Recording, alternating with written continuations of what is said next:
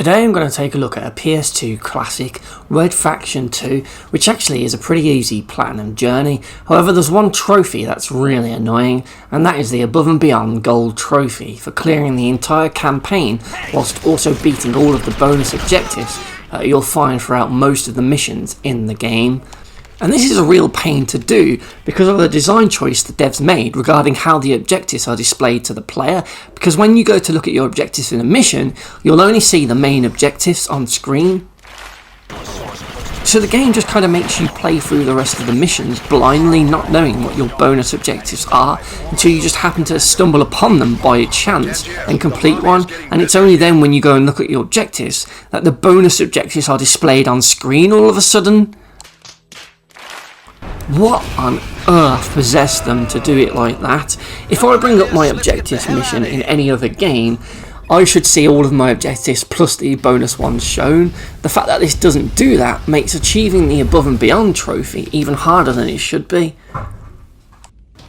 Now thankfully a lot of the objectives are quite simple and easy to do, providing you actually know what they are before you go into a mission, so I definitely recommend you look up a guide to see which ones are available in the missions you're doing. Like this one here is quite easy, you just have to kill this guy before he kills all the civilians in this room, but there are other ones that are a lot more awkward to get.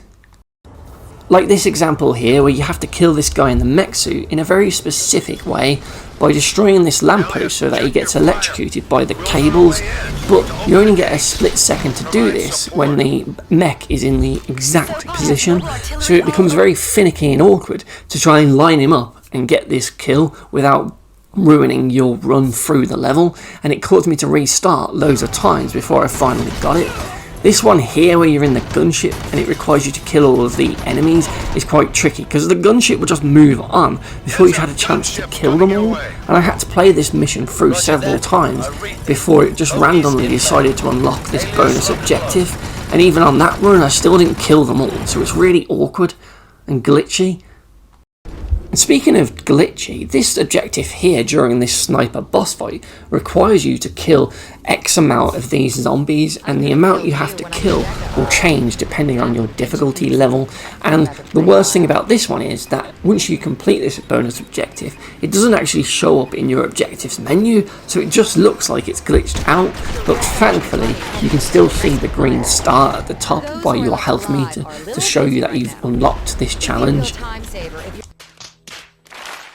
This boss fight area also has two other bonus objectives for you to get, one for jumping in the fountain and another for finding a secret item in one of the crypts. But this zombie one is really easy to miss because, well, you're in a boss fight, and if you go too far around this area, the zombies seem to stop spawning. Another bunch of bonus objectives that were a bit of a pain to get for me were any of the levels that were on rails, whether you were in a gunship flying through the sky or whether you're in a tank or other vehicle. These levels will often have multiple objectives for you to get in each one, and some of them would just be a bit obscure, like the pylon things in the background scenes of the level. You have to shoot all those down, and it was just really awkward to know what you had to do. But by far one of the worst ones for me to try and get was the two objectives in this sunken ship, which required you to blow up all of the crates and all of the barrels, and that sounds like a really easy bonus objective to do, but the problem is this area was just so dark that you just couldn't see anything within this ship, so you were just launching your torpedoes blindly in the hope that you'd finally get lucky and hit that last crate or that last barrel that you needed. It's just amazing how dark this area is, and they didn't think that would be a problem for players to even see these barrels. It's just so stupid. However, there's one more bonus objective that I need to talk about that is just so stupid that it really takes the biscuit with this trophy, and it's this one that you'll find in this level here, right at the beginning as you go around the right hand corner. You'll see this ship in the distance shooting at you, and what you have to do is blow up the bridge above it to kill it with the geomod destruction, and that sounds like a really simple bonus objective, but the main problem with this objective is that it's tied to certain difficulty levels.